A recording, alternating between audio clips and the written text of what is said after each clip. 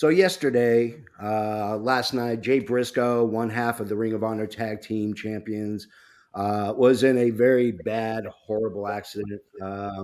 He did pass, unfortunately. So with how we always do it here on Dynamite After Dark and for the All Effing Wrestling Show is we like to give the fallen a 10 belt salute. So here we go.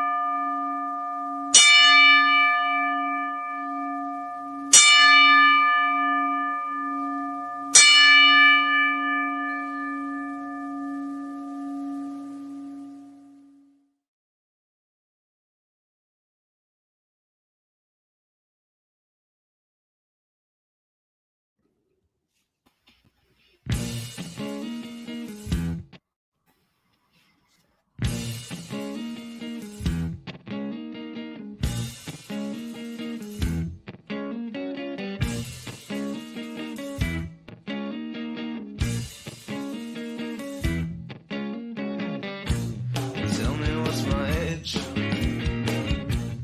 Tell me what's my occupation. Tell me what's my race.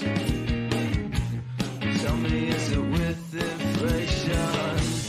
Tell me what's my age. Tell me what's my race. Tell me all my sexual distaste. Tell me what you need. Tell me how you feel. And tell me all your information.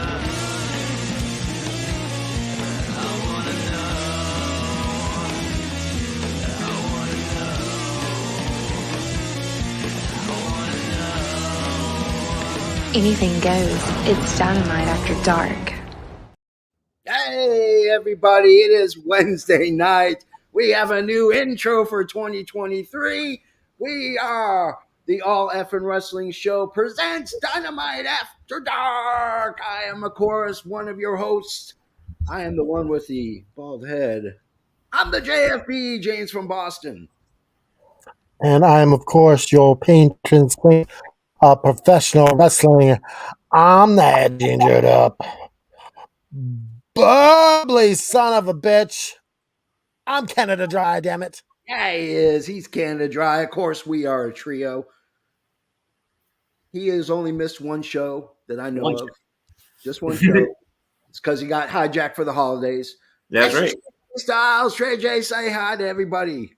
What's going on, everybody? I'm glad to be here, even though it's been as the beginning of the show kind of started off on a somber mood, but I've been learning, I think, more and more that there is so much strength even among grief in unity. So yeah, definitely thankful to be here. Absolutely, couldn't have said it any better. And of course, we are joined by the velvet fog of our group. He's got words that just drip and sound so sexy and beautiful.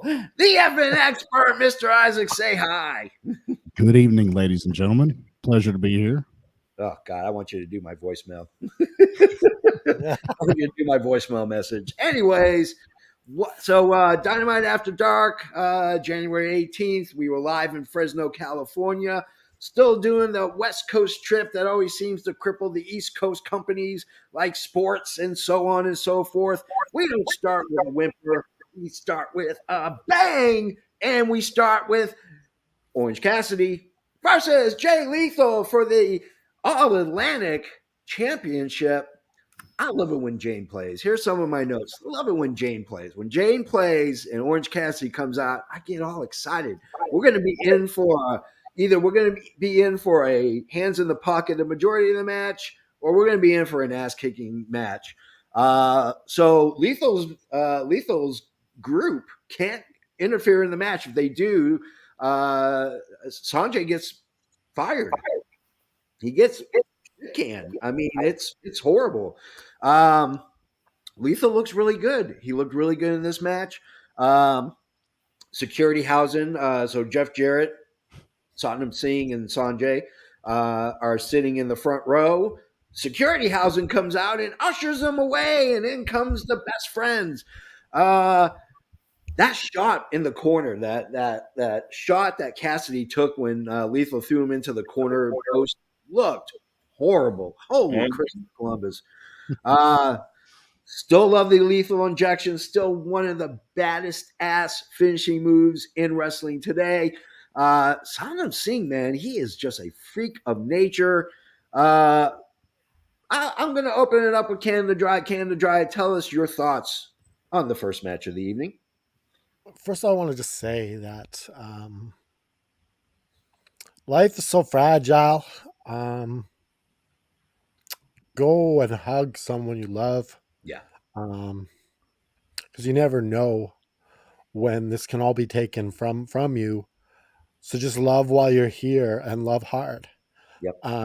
With that being said, I really loved the match. I thought that it was a good way to start the show. Okay. I just love the antics of Danhausen. I love the antics of Orange Cassidy. Just makes light of things when we need it. It's funny today. I had some antics with Caleb Bain, and we changed his gimmick. He's now Mr. Mustache, and he made this sound clip of "Who wants to ride the mustache?" And I just thought it was so funny. Oh, my God. Caleb's good stuff. Oh God, that's funny. Who wants to ride the mustache? We gotta get him a shirt. We gotta make a shirt for him now. You got to put in the clip of the guy from Super Troopers going, "I do, I Yeah. do." Yeah, I do. Mustache ride. I will ride the mustache. Trey J Styles, what did you think of the first match of the evening? So, two things before we even get started with this. I love the fact that like the main stipulation for this was put on Twitter. Yeah. That was like, I think that was pretty brilliant. Second, I want to make sure that we mention that today is Mark Briscoe's birthday. Yeah, it is. Which you know, and of course, Jay Briscoe's birthday is a week from today. So next time we do the show, we'll be on his birthday. But one of the big things for this match that made it special was that it wasn't just the fact that they were banned from interfering. They were banned from doing anything physical to anybody throughout the match, which is why like you had those different parts where the best friends could dump popcorn on Sanjay and nobody could do anything. Yeah.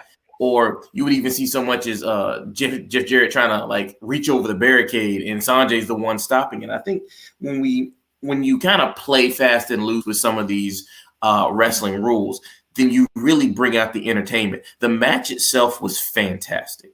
Yeah. And quite possibly might have been outright the best match of the night. Okay. But the entertainment value is really what shot this one over the top. Yeah. Okay. Mr. Expert, your thoughts on the first match? Very, very good match. I was really impressed.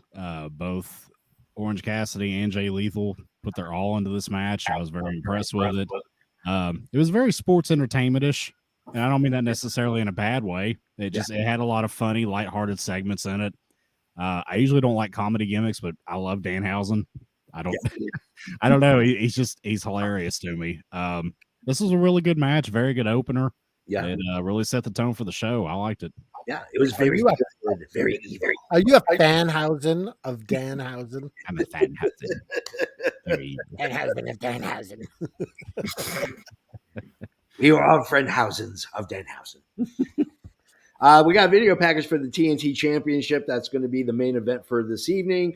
It wasn't bad. It was okay. It was a good hype video. We get to our second match of the night, and that is the Young Bucks as a tag team versus Top Flight. Here are my notes. Get ready for some flippy Fernum Schnabitz of a match. There's going to be flips everywhere. Love the homage to Jay Briscoe. I thought the R band was perfect. Bucks being kind of heelish. Like they were going with a more heelish persona, which is perfectly fine. I like the Bucks better when they're bad guys than I do when they're white meat baby faces. I don't like them as baby faces. Top Flight is so damn athletic. I mean, the shit that these guys were doing boggles my mind how they're able to do it. Darius is on fire, man. He was flying freaking everywhere. So was Dante. I mean, both of them were just flying everywhere. But Darius, we're talking about like chain wrestling at its best. It's just really good chain wrestling from one move to another move to another move. It was such a great flow. There was very little stoppage to that match. Young Bucks lost. It was a huge, huge upset and a big win for the Martins. So, Trey J, your thoughts on the second match? Well, I'm just trying to figure out exactly, what planet the Martins are from, because gravity just does not affect them in the same way as the rest of us. Like, I feel like they're doing the stuff that we dreamed of from the old cruiserweight days. Like the way that they move, the way that they're fluid. That's the thing. It's not just hit a big spot and then pose to the crowd. It's hit a big spot, chain it off another one, do something else, boom, boom, boom. It's like it's fresh. Yeah. And you also get to really see, I think, over the last few weeks, how much we missed Darius Martin as a whole. Because, those big injuries, I mean, it's in the 2 years since they debuted against the Bucks, Dante Martin has missed, if I'm not mistaken, he has missed 18 of those months. Yeah, absolutely. And that's, and that is huge in wrestling terms. And the fact that he's come back and it's like he doesn't seem to have the fear that would normally go with coming back from, a major injury and then a vehicle accident. And to just be able to kind of do this is really a testament to his ability and to make it look clean, which was always like, a lot of the younger cruiserweights, a lot of the younger fly guys always had that problem. It's just, to make it look clean is just an immense talent. Oh, yeah, absolutely.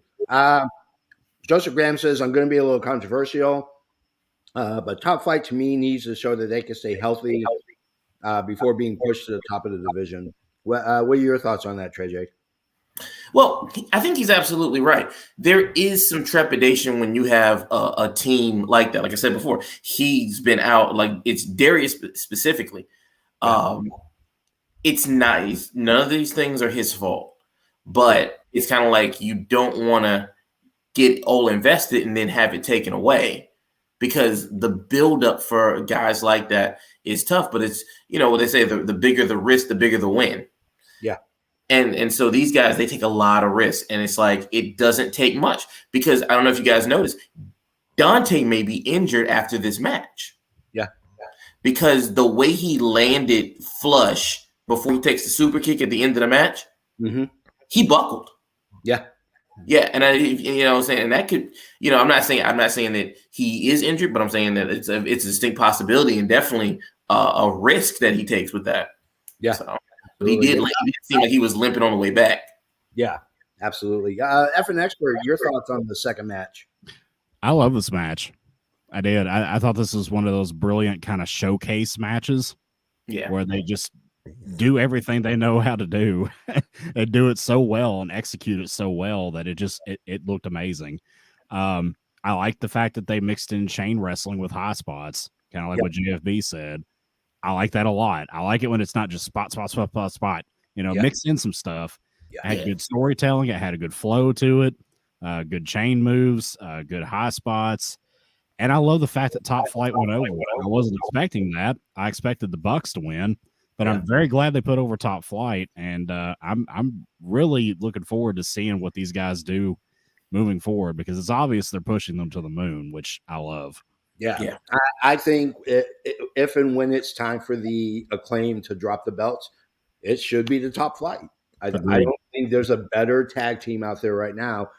House of Black is a trios that sometimes, tag teams and stuff like that. But I mean, for the most part, I think that in all honesty, you got to give it the Top Flight. I think right now there's nobody better in the mat in the ring than Top Flight is tag team wise. So, Canada Dry, your thoughts really quick. Yeah, I enjoyed this. I liked what Mr. Isaac said. I like that they mixed the chain wrestling in there, and I want to see more chain wrestling because you can't do these high risk moves match after match after match after match. You need to make those things special. Yeah. And you can't just do high spots. It's silly. Your career's going to be over before you know it. Yeah. So yeah, I'd like to see Top Flight learn to do more chain wrestling. But yeah, I was shocked when they beat the Young Bucks. Like Yeah. this last time Young Bucks really did this was for Pride Party, and it was kind of wasted. Yeah. Absolutely. Yeah. I don't think Tony Khan's going to waste this opportunity. I think giving the rub to Top Flight shows that they're ready to go. They're ready for that next step, and that was their statement win. Now they just need to start chaining some wins together. And eventually I'd love to see an Acclaim versus Top Flight match. I think that would be that'd be a banger of a match, because you're talking about two different styles of wrestling, and oh man, it would be so awesome to watch that. So let's go to we get the Guns come out. They come strutting in and walking in their sweatpants. No one in the crowd is happy to see the Guns. Out come the Acclaim. Crowd goes nuts. Max gets beeped after he does his rap. Daddy Ass is not having any of this shit. None at all. He pushes everybody away and he says, "I got 2 words for you. Family therapy." Mr. Expert, your thoughts on the program in the segment with the Guns? I wasn't a fan. I mean, honestly, to me, this just kind of seemed like a throwaway segment. Yeah.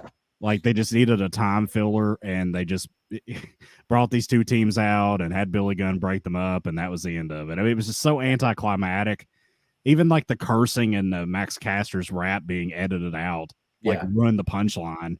So it was like the whole segment just kind of seemed shot to me. Yeah. Canada Dry, your thoughts? I wonder if this is going to lead to some family therapy sessions backstage with some counseling. That's kind of what I'm thinking here. Yeah, Dr. Shelby, and that kind of something like that. But what was a weird rap line? Was Hunter Biden like what? I thought that was a weird flex.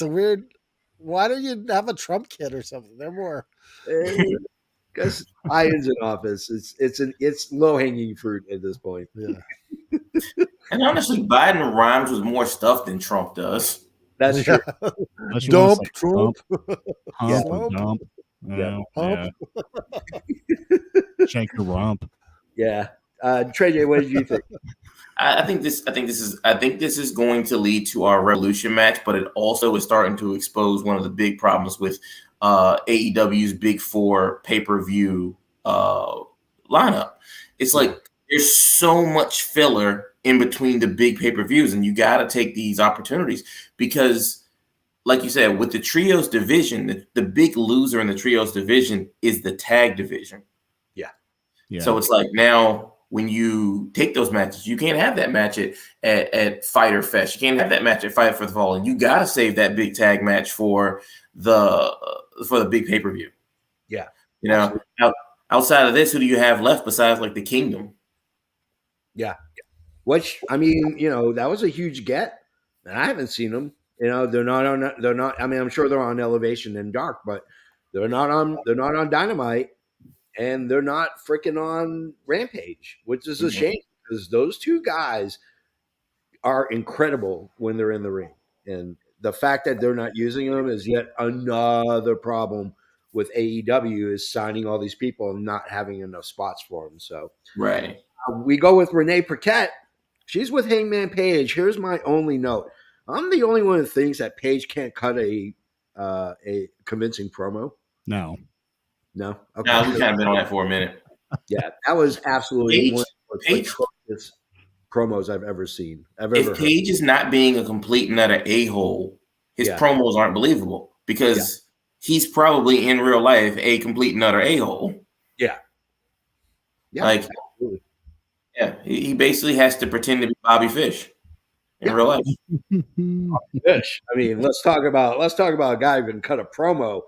He was cutting promos back when you had to chisel it on a piece of slab and then light it up and use smoke signals for your promos. Bobby Fish. Exactly. Oh, the warm up for the Bobby Fish joke of the week. The warm up. He's ready. So, anyways, we get our third match of the night. It's the Hat being accompanied by Jake Hager versus Ricky Starks. Here's my notes. Jericho doing commentary is pure liquid gold, not Velveeta. It's Jericho on the mic. Jericho commentating is just pure, unadulterated liquid gold. Yes. Hager working stiff, man. That opening that opening set of shots, him and Starks worked real stiff. Like, I was really surprised somebody didn't get knocked the hell out. Ricky Starks steals the hat, Grand Theft bucket hat, and nasty bump with Ricky Starks trying to slide under the corner post. Kind of took a skip off of it. And lots of hard moves back and forth. Canton Dry, your thoughts on the third match of the night, which was the bucket hat versus Ricky Starks. The bucket hat came out strong. It rocked Ricky Starks all over the ring. Yeah. But that bucket hat, eventually it changed sides and it went onto Ricky Starks' head. And then it turned on its own owner, which was crazy. But I tell you, this match was fun. I love seeing Jake Hager now with that hat. It's weird how a hat can just turn your whole perspective on somebody. And I enjoyed this match. It was all right. It was a good filler. A good mid-card sort of match. Yeah, absolutely. Trey J, your thoughts on the third match of the night? Do you guys remember that Mario game that came out for the Switch where it was like Mario and then like the hat guy and the hat could like change it, the hat could like take control of things? That's what I kind of feel like this really could Mario be. Odyssey. Yeah, that's the one, Mario Odyssey. Yep. And so I'm looking at that and I'm just like, that's pretty funny. And do you remember when like The Undertaker was the only person that used to walk the ropes? Yeah. Mm-hmm. It's like, I want to like Ricky Starks. Yeah. But he's making it very difficult lately. Yeah. Like, it's almost like he's trying to like sanitize like The Rock for a new generation. Yeah. Like, and it's really bad because it's like I know Dallas loves him.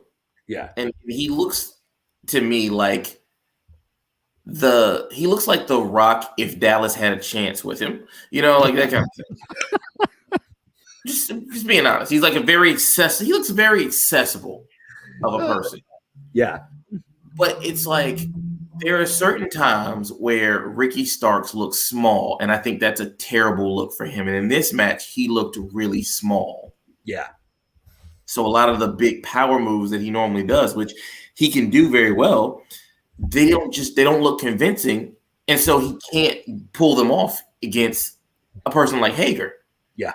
So yeah, that could definitely be a handicap later on. Yeah, and Hager's got 6-7 inches on him. I mean, he's got quite a bit of size on him. But it's not even just that; it's the width. Yeah, the height, the width of this guy is like Link going up against a boss fight in Legend of Zelda. Yeah, absolutely. I mean, I've always said Ricky Starks looks like The Rock if The Rock had lap band surgery and stopped taking steroids. That's essentially Ricky Starks in a nutshell. As an expert, what were your thoughts on the third match of the evening? So this is what Ricky Starks looks like to me. He looks like what Crash Holly was to Hardcore Holly. Yeah. That's what Ricky Starks is to the old school Rock. Ooh, that's a hot take, yo. Hey man, Crash Holly was a super heavyweight. I don't know why y'all keep thinking that man was small. That man weighed 427 pounds. His atomic weight was the biggest in the WWF. There you go. This match was okay. I mean, the goofy emphasis on the hat starting to get a little old to me. I'm gonna be honest, but it's like you guys said, it was a nice, solid, hard hitting filler, low mid card match. Yeah, no complaints, but nothing to write home about. Yeah, I was really shocked and surprised that it went as long as it did. I was waiting for either a schmoz finish. I was looking for something a little bit different, a little bit more out there than a clean finish that they basically got for it. So, do you know what I liked though? I liked that Ricky Starks took off at the end into the crowd. Yeah, I like when he does that. He's the people's champion. Nice touch when he does that. Yeah, he's half the people's champion. I am 50% of the people's champion. 50%. I go back into the crowd, not through the crowd when I come.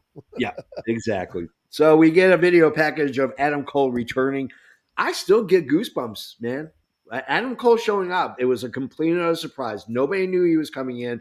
Whoever drove him to the stadium, to the arena, he was ducked on laying down on the floor so nobody would see him. And they did everything possible to hide this guy from actually being seen before he actually walked out of the stage. Ken Dry, your thoughts on the Adam Cole package?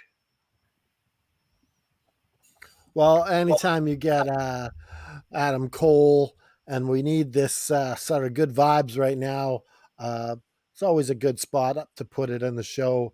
So yeah, I liked hearing from Adam Cole. Yeah, who doesn't? When do you think he's going to come back? When do you think is his first match? I think it's going to be at Evolution. Okay. JJ, your thoughts on the video package? I mean, you guys are really hyping up this whole fighting Adam Cole thing. He fits in a shoebox, okay? First of all, he's like the Mike TV from Willy Wonka. You know, like you just put him in your pocket. You know, but like when it's time to go, I mean, like for some reason when the bell rings, he turns like 6'2". But before then, though, it's just movie magic. Yeah, I mean, I love Adam Cole, so yeah, all the better. You're lucky you ended with that. I do. I love Adam Cole so much because he's absolutely right when he says that when he made that whole statement about Karrion Kross like needing all the stuff. He said if they want to make Adam Cole like a star, you ring the damn bell. Like that's the truest statement in all of wrestling. Like there's never been something better said than that. Yeah. Before that, I was going to start calling you Booker T. That's not nice. That's not nice. I would never get beat up in a grocery store. That's true. That's true. But it's just great to have it. And then, like you said, it is a feel good moment, and to be able to relive it, especially in the midst of tragedy, is definitely a plus. Yeah. When do you think he's coming back? Oh, I'm going to go with Canada Dry. He's definitely coming back at the pay per view. Yeah. Okay. F an expert. Your thoughts on the video package with Adam Cole? Baby. I loved it. I'm very excited that Adam Cole's back. I agree with you guys. I love him. I think he's a great wrestler. I still wonder why he lost all of his muscle he had from NXT. I still don't know what happened there between him leaving there and coming to AEW, but he's a fantastic wrestler. HGH. Perfectly natural, guys. It's muscle milk, okay? Yeah. He had Triple H's muscle milk. I'm sorry, but the only way you get that yoked is if you drinking crow milk. Crow milk. But I thought it was a great promo. The fact that he wasn't there in person this week to me kind of signifies that he's probably not physically well enough yet to return to the ring, which is disappointing because I'm going to be at Dynamite next week and I was hoping he would be there. But I don't know. Fingers crossed. Maybe he will be, but I doubt it. He'll probably come back at the pay-per-view like you guys said. As you guys know, the milk actually comes from like lost Bobby Fish DNA that's been fossilized in amber. Wow. Fascinating. That better be your joke. We better have something better than that for the joke. So when does the joke happen now? Is that like at the end of the show? Yeah, it's at the end of the show. Oh, okay. Normally, you try to do it in the very beginning, but usually we get so far entrenched and we go off of it. I could not follow. I wouldn't have been able to follow the 10 bell salute with the joke. I would have felt terrible. Yeah, that would have been been odd placement. Yeah. Yeah, that's like you're getting ready to speak at a funeral. You're like, hey, you can't. Let's do a stand-up routine now. We just gave the eulogy. What? I just flew here from Chicago. Boy, my arm's tired. Is this thing on? Anyways, let's go to Tony Schiavone. He's talking with the JAS, and they hype up next week's. Provided that if Garcia can beat Action Andretti, it's Jericho and Garcia versus Action Andretti and Starks.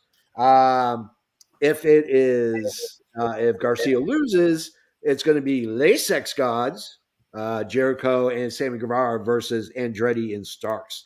Canada Dry, your thoughts on your favorite commentator, Tony Schiavone?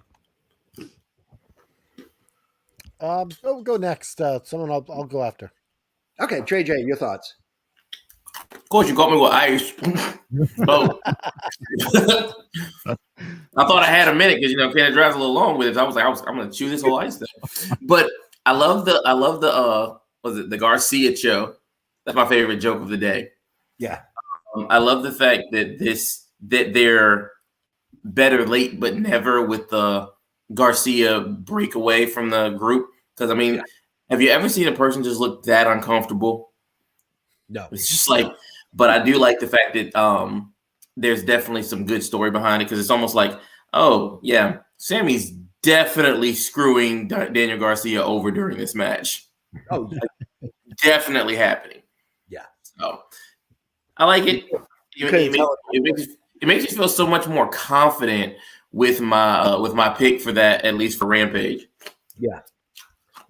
Evan Expert, your thoughts on the Tony Schiavone interview with the JAS. Guys, I am sorry to report that I missed the segment because I had to walk out of the room.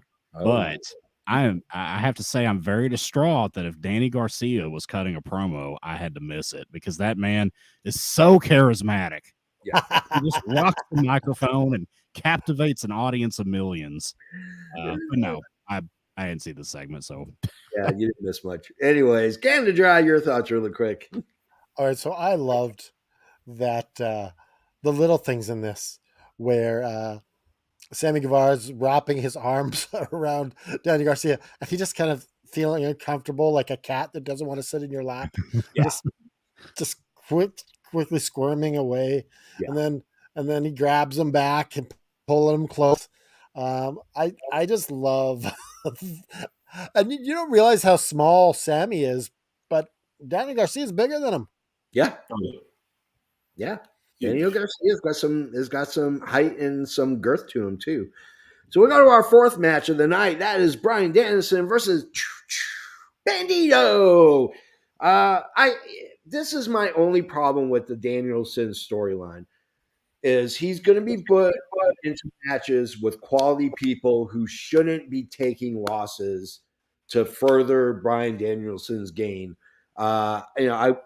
Bandito doesn't deserve to drop to the mat and take a loss and eat a loss from Danielson to make this a little bit further. Crowd went nuts. They were on fire for Bandito. Danielson basically was kind of like a heel this entire match. I mean, he kind of had a heelish manner to him. Great back and forth, great technical back and forth. Bandito really started showing off his personality. I think he's more comfortable now in AEW. He feels more comfortable. That LeBell lock literally made my shoulders hurt. Like my whole body ached watching him just wrenching back on that LeBell lock. Still astonished. I've watched Bandito for years, and I'm still astonished of how much strength this man has in his core. After MJF comes on, cuts a really good promo. Kind of dark for MJF. I mean, it was a little dark for Maxwell Jacob Freeman. FN Expert, you go first. Tell us what you thought of the fourth match. I absolutely love Bandito. He is the best luchador / cruiserweight / junior heavyweight in the world. Yeah. in my opinion. I think he's fantastic. He reminds me of kind of like old school Rey Mysterio in the sense that he's got the Americanized lucha style where Yeah. he does the high spots, he does it efficiently, Yeah. but he also mixes in technical wrestling, efficient storytelling, and he Yeah. sells. Yeah. Like that's something a lot of these guys don't do. So Yeah. I love Bandito. I've been a huge fan of him for a while. You guys know I'm a huge Danielson mark. Yeah. This match was amazing. Like I absolutely loved it. Great back and forth. Bandito was over like crazy. I kind of see this series of matches from Danielson kind of like when John Cena was doing the US title open. Mm-hmm. If you guys remember that, Yep. where he would come out and he would challenge and at the time an up and coming like Kevin Owens or Sami Zayn or Cesaro would come out and have a great technical clinic match with them, with of course Cena going over. That's Yeah. kind of what I see Danielson doing right now. He's putting on some showcase matches to kind of show what these guys can do. I loved it. Great match. Yeah. Okay, and to draw your thoughts on the fourth match. I like that you said that because it actually reminds me of Jericho when he was Ring of Jericho and he was going up against Bandito and all these That people. too, yeah. But I disagree with JFB because I think that this is good for Bandito. Yeah. And eventually he's gonna go up against somebody and he's gonna pick up some W's because people love Bandito. Yeah. Just like last week. They loved Takashita. Yeah. Yeah, absolutely. So- JJ, your thoughts on the fourth match? I think that in AEW more than anything else, I think this is probably truer of AEW than any other promotion I've ever watched. Exposure is more important than the outcome. Yeah. People getting a chance to see you. Like at this point in time, AEW as a wrestling alternative to sports entertainment, they do so well of showing off. And so people get behind somebody like Banditos. People get behind somebody like Takeshita. And whoever they put up next as they keep on giving these people, it's only going to be good. Because when we think about like how Top Flight, The Acclaimed, a lot of these earlier folks were taking losses left and right. Yeah. And now it's like those things don't matter in the grand scheme. Yeah. Also, fun fact, did you guys know that Power Slap League had a women's division? Yeah. I didn't. I like I'm so used to like normally I cut off my TV after Dynamite because I don't feel like watching Young Sheldon. Yeah. But Power Slap stuff is like it keeps catching my attention. And I saw two women get up there and I was like, oh, she knocked her out. Yeah. Oh yeah. There's no joke, man. I mean, as much as I like watching men slapping the living hell out of each other, nothing like watching women slapping the hell out of each other. Just something. So now I have to ask you guys a follow-up question. Yeah. Who got the worst knockout? A woman getting power slapped or Anna Jay? I'm gonna go with Anna Jay. I'm gonna go with Anna Jay. Head on the concrete's much worse. Yeah. I don't think it was on the concrete. I think that was planned. I think that was soft, something soft there because they played too obvious. Oh no, they missed the table. They missed the table. The commentary gave it away. I think it was planned. Okay. We don't see anything about an Anna Jay injury reported, so That's true. That's true. Okay, so we get a video package with Saraya, Storm, and Sheeta. We really know what's going to happen at some point, or at least we think we're going to know. We go to Renee hyping the Cage versus Danielson match. MJF offering now bounties for anybody that can cripple or hurt Danielson. Power Slap is the reason why I got it. Yeah, Power Slap is maybe we should do a Power Slap After Dark. I would love that. I will pay to watch JFB get power slapped all day long. Bam! All right, so Renee's hyping it up. MJF comes in, offers a bounty on Cage to hurt Danielson. We get to our fifth match, and we are talking about Willow Nightingale, Biggie of AEW versus Toni Storm. Willow looks good after what she went through Friday night. She looked untouched. It didn't look like she was phased at all. Here comes Sheeta. Soraya doesn't like it. Storm looked really flat. I feel like Storm is regressing back to what she was like. Cage will destroy Danielson next week. Probably not, noob. Probably not. But you never know. You never know. But I'm going to say likely bet is don't take the odds on that one. But so Storm looks really flat. I feel like she's regressing backwards to when she first started in AEW and her last bit in WWE. She just looked flat. I thought you were talking about something completely different. I was just like, I mean, yep. Soraya and Tony go heel, which I was really kind of shocked about. Sheeta looks stunned. So, Trey J, your thoughts on the 5th match, Willow versus Tony? So when you kind of get this little bit of extra story in the pre-match thing where they're telling Sheeta you stay here, and then Tony and Soraya are talking about these AEW girls that's never been anywhere. Yeah, and it was like, okay, that's the direction that we're going. Like, you can't turn Sheeta heel because it's not going to stick. But it's like if you turn Soraya heel and kind of play up the whole we're from other places, then like a lot of this match comes so full circle because you get Willow, who is not an AEW original, has been everywhere, probably has been everywhere that Tony Storm has been. Yeah.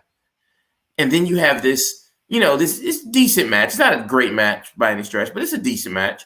Yeah. And then the person that saves Willow is Ruby. And you get like this look of like shock from Soraya that's just like, are you kidding me? Like, and it was like, it makes it like, a lot of times, you watch AEW program, especially the end of last year, and you're like, make it make sense. Yeah. They made it make sense. Yeah. And I'm all for this. Yeah. And Ruby looked pretty good too. She didn't, I was expecting her to still be gushing blood when she came out through the ramp. So, Canada Dry, your thoughts really quickly on the 5th match of the night. Remember Homer shaved himself and he's like, can you put little squares here, here? That's what Ruby did backstage. She just put the little squares of toilet paper all over the razor blade cuts. But yeah, the only thing I don't like about this heel turn is we're likely not getting Britt Baker and Jamie Hayter now versus each other. Like, that could be out the window. Yeah. Which we were really looking forward to.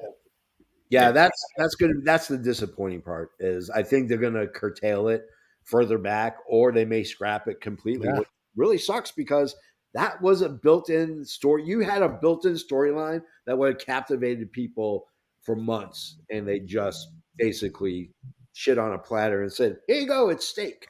Effing expert, what are your thoughts really quick? The match was okay. It was the weakest part of the show by far. I was really surprised by the heel turn. I wasn't expecting that, but I don't hate it. I think it's fine. I was waiting for Soraya to start shouting, "It's my house, dude!" Yeah, but she did. She did. Didn't she at one point? She yelled something. I couldn't hear what she was saying. It's my house, dude. But she. We got to get those Killer and Pillar shirts that are selling like hotcakes. But I'm okay with the heel turn. I'm curious to see where they go with this. The match was meh for me. Yeah. Worst match of the night. Yeah. It definitely was not one of my favorite matches of the evening. I got to disagree, though. The worst segment was still the Acclaimed, even with that. Yeah. Yeah. That thing just, that thing is like a brand new Ferrari and you put like $25 tires on it. And then you wonder why the wheels explode while you're on the highway going 150 miles an hour. Where are you getting these $25 tires from? That's what I want to know. Canada. I get them from Canada. I have a connection. Like, I'm telling you right now, I'm going to drive up to Canada. I'm going to get eggs and I'm going to get eggs and toilet paper and Canadian tires. And I'm going to drive down and sell wholesale. Yeah. I'm gonna make riches. I'm gonna make stacks on stacks on stacks. Get some split it with me. We'll split the money and we'll call it even. Okay, that's what I'm saying. You can give me that should be on. That's my new shirt. So we get a video package with the Firm and Ethan Page. Renee does an interview with Takeshita. What I loved is he starts screaming in Japanese, and then she goes, what does that mean? He goes, and mind you, that he went on for like a good 45 seconds swearing in Japanese, and he goes, MJF is an asshole. And I was like, okay, that makes a lot of sense. Like all that saying for just MJF is an asshole. Ken and Dry, what were your thoughts on Renee? I thought it was a good little segment. I liked anytime you get MJF getting called an asshole in a long Japanese verbiage. It's a good segment. JJ, what were your thoughts with Takeshita? My literal favorite part of the segment was the fact that they advertised Cage versus Willie Mack. Yeah. I'm not there with Takeshita yet. Yeah. I get that everybody likes him. I get that he's a good wrestler. Just not there with him yet. Yeah, it's coming though. I feel like you're going to be close. You're going to be close. I thought it was funny. I liked it. That reminds me a lot of like Asuka and Kairi Sane when they were a tag team, and they would come out and just and you had no clue what they were saying. They would just shout Japanese for 5 minutes. Yep, it's kind of cliche, but it's funny. It'll get a chuckle every time. Yeah. Anytime you can yell out in Japanese that MJF is an asshole. MJF is an asshole. That is perfect in my book. All right, so we get to our final match, the sixth match of the night, the main event of the evening. We have Darby Allin versus Kushida, the time splitter. Holy cow. I am a huge Kushida fan. I've been a Kushida fan since he broke into New Japan. He comes out with the LA Dojo guys from New Japan Pro Wrestling. I'm digging Darby's face paint lately. I think it's been really nice. Like he's gotten really good at getting that makeup looking great. Great back and forth. What were we expecting? Nothing less from these two guys. I could watch them fight for hours. I couldn't watch them fight all day, but I could watch them fight for about 2 or 3 hours. Why does Darby need a chair? Like it didn't make sense. He started dragging the chair. I get it. You're going to do a move off of it. The hoverboard lock is probably one of my favorite submissions of all time. And nobody does it better than Kushida does. And it was awesome. Anyways, FN Expert, you go first on the main event. I thought it was a great match. I'm also a big fan of Kushida. I mean, his work in the ring is fantastic. Yeah. Darby doing his usual thing of looking like he's snapping his spine about 5 different times in the match. Yep. That guy's got to slow down. That guy's not going to be able to walk by the time he's 40. I mean, it's just crazy. But Kushida looked amazing. Great back and forth match. Good technical wrestling. Good spots. I can't really complain about it. The only thing that I think that they shouldn't do is I think they shouldn't take a New Japan guy and debut him in the main event. Yeah. I just don't think they should do that. Strategically, I don't think that's a good idea because casual American fans aren't going to know who Kushida is unless they're part of the typical hardcore fan base that's always part of that 800,000 that watches every week. So I think this kind of should have been earlier in the show, but it was a great match, so I loved it. Oh, yeah, absolutely. I thought it was fantastic. Trey J, your thoughts really quick. I would have definitely – Kushida doesn't quite fit into the non-casual fan base because he did have some WWE time. So NXT, and not to mention he's been on like every major promotion lately. He just did Impact last week. Yeah. He's pretty much fresh off of NXT for the most part, and he's in New Japan. So I think having him in the main event does bring eyes from a lot of different ways. Not to mention the fact that he's good. Like this match showed how good he is, and it's like that was something that if you were a WWE fan and you saw him, you never got a chance to see it. If you watched him in Impact, he was always kind of bogged down in these other, with the Motor City Machine Guns and these multi-person matches. But this was really, really good. Not to mention the fact that the camera angles they were using make Sting look like a monster. Yeah. Like Sting was like by 6 inches the largest person in this match. Yeah. And it was just like the way he would just kind of like skulk around. It's like he had the old man walk down and he just looked menacing like the whole time. Yeah. My favorite spot was the attempted coffin splash that turned into an armbar on the outside. That was like the greatest thing ever. And I'm like, That was how great. does Darby continuously walk away from these things? Mm-hmm. But I mean, Kushida looked strong all the way around. And if he ever had any doubts about how he'd be booked, I think this match definitely put some of those to rest.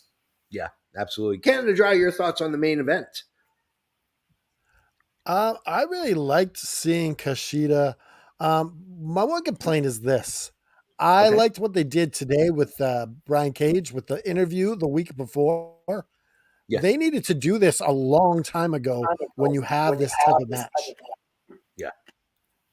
Yeah, you gotta interview them the week before Yeah. and prepare everyone. You don't necessarily need to keep them in the main event.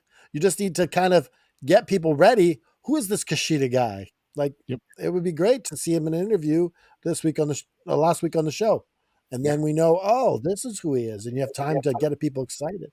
Yeah. But yeah, I loved this match. I loved everything about it. Not a fan of Darby with that belt. Hate it. Okay. Give it to Jungle Boy. Find a way to get it on Jungle Boy. That's all I say. Okay, get it on Jungle Boy.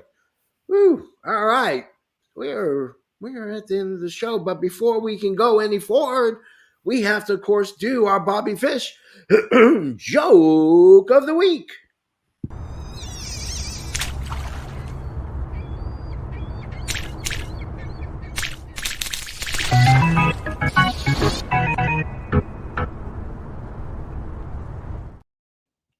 Trey J, what is the Bobby Fish joke of the week? Oh man. So as you guys know, like I've we're kind of coming off of this massive tragedy. And one of the things that I actually had a chance, I'm a teacher during the day. So I had this chance to kind of talk to my students. And I was like, it's weird to watch whenever somebody passes away and they're younger than you. Yeah. And I told my students, I said, you got to make sure that you appreciate everything, because at a certain point you get too old to die young. And as you guys probably know, that was what Bobby Fish said when Rome fell. So, so crazy. Like, in addition to like how I've been kind of like preparing like for this whole like for this show, I was kind of like sitting there and I realized that, like, I don't know if you guys know this, but I'm actually fat. I don't know if you guys knew that about me. It's crazy. Like, this whole time I've been like just kind of sitting here like, oh my gosh, I can finally take this thing off. You're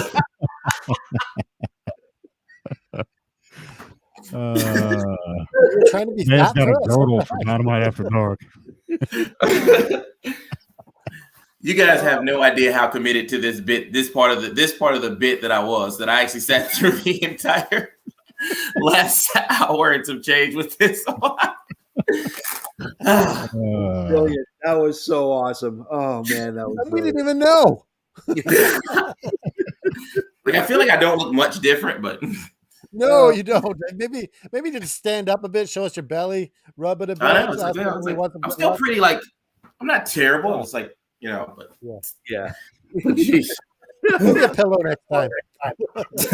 I know I couldn't. There was no sky blue, so I couldn't do the pillow bit. So I was like, all right, I gotta have something. I'm So waiting ready. for the Trey J breast to come back. Yeah, I'm really awaiting that. JJ, my only request for your breasts is that they're equal to the size of the woman you're portraying. Yes. Yeah. Fair enough. Not Dollywood, but Skype. You We know love that that. Dollywood's breasts are in 2 different time zones, so I mean, Oh, jeez. Oh, she is Oh. gonna, I'm not commenting on that one. she is, Oh my god. man, she is going to kill you. She's going to drive all the way out to your house just to murder you, straight up murder you. Then she'll have to do the Bobby Fish joke of the week. I know. It's gonna have this nice southern twang to it. You know what we haven't done yet, What? JFB? I know. We have not paid tribute to our sponsor. Oh my God, you're right. Well, the Bobby Fish joke of the week is always being brought to you by, there we go, our sponsor, Unleash the Power of the Pyramid with the Pyramid 2.0, straight from Sabre. I mean, Saber. This has everything. You can do Netflix.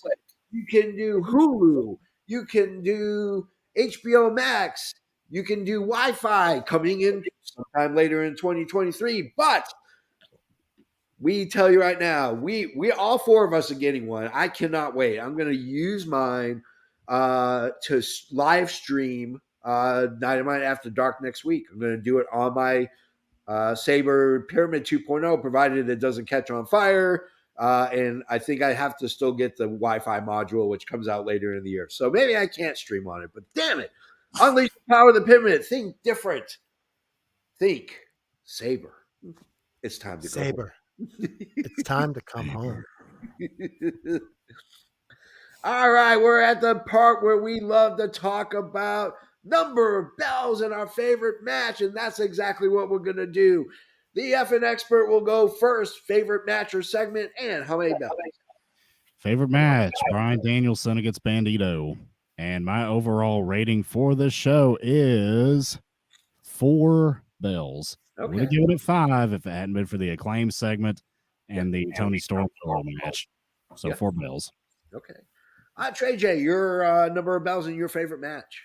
Favorite match was the Orange Cassidy match. Definitely love the match. I love the sports entertainment aspects. I think it really got the crowd into it, and of course, it ended with giving the people what they want. Yeah. So overall, I'm gonna go with Mr. Isaacs on this one and give it also 4 bells, which is something that I haven't done in a long time. It's been a while. Me either. I don't know that I've ever given 4 bells. You're right. I wasn't even as mad with the Tony Storm segment because I think it, if it ends up with Saraya and Tony actually going heel, I'm fine with it. The Acclaim segment just felt unfinished. So hopefully we see something big happening as time goes on. Yeah, we're gonna get family therapy with Dr. Phil. He's gonna come. You got to give family therapy a try before we decide if this is bad. With Dr. Danhausen. Yeah, Dr. Down. Why don't you guys like your ass daddy? I just really want like Max Caster or Anthony Bowens to just say, "I'm the tag team champions." Yeah, they don't. They don't ever say it. Well, no, they should get Bryan Danielson to stop in and say that.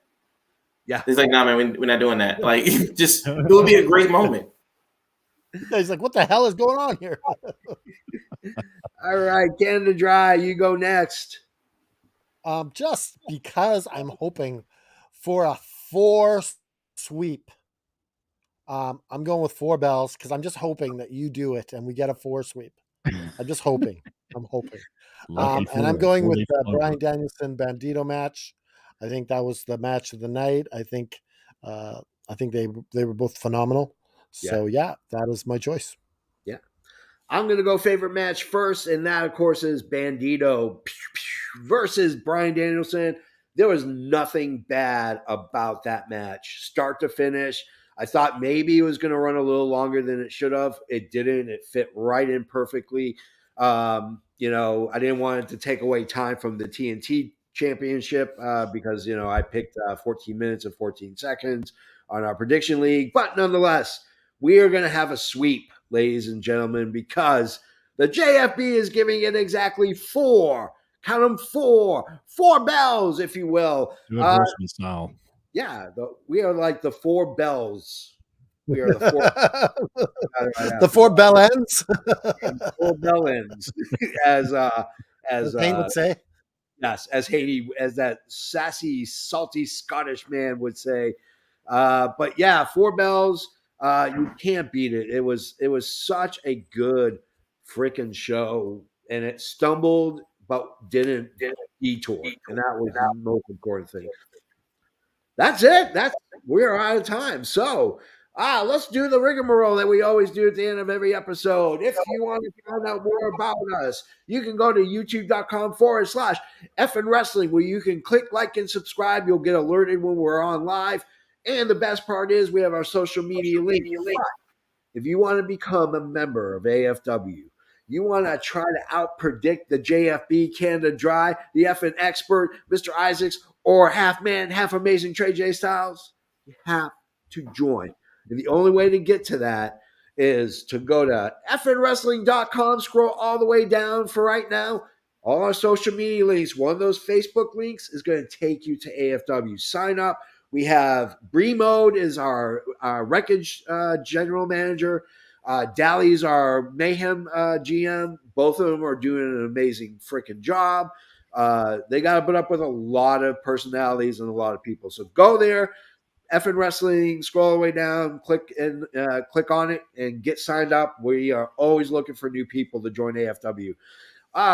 With that being said, if you want to support the show and you'd like to make a purchase of a t-shirt that none of us is wearing, you can go to prowrestlingtees.com/effing wrestling, just like Natalia Markova is wearing. You can get the All Effing Wrestling Show middle finger shirt. You can get the middle finger shirt. You can get a JFB shirt, a Canada Dry shirt, an Isaac shirt, a Trey J Styles shirt, any shirt you want. You can get it. ProWrestlingTees.com. If you are a fan of old school wrestling, I know you are. Every single one of us is. We love Adrian Adonis so much. We're running his show. We're running his freaking pro wrestling store. ProWrestlingTees.com/Adrian Adonis, where you can get your adorable Adrian Adonis gear. Show some love for a man who loved wrestling. He loved the sport. So that is all. On behalf of Mr. Isaacs, half man, half amazing J Styles and Canada Dry, I am the JFB. And remember, just keep fighting. Woo! I don't know my directions.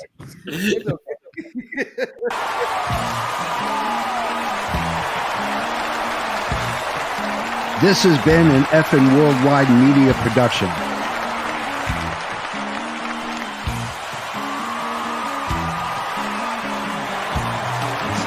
You can find us on all social media platforms like Facebook, Twitter, and others.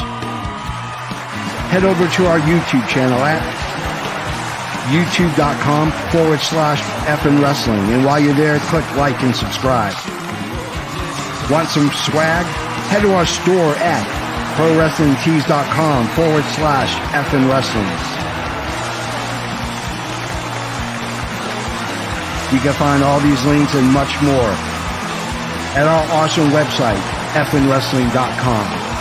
As the JFB always says, you can book it.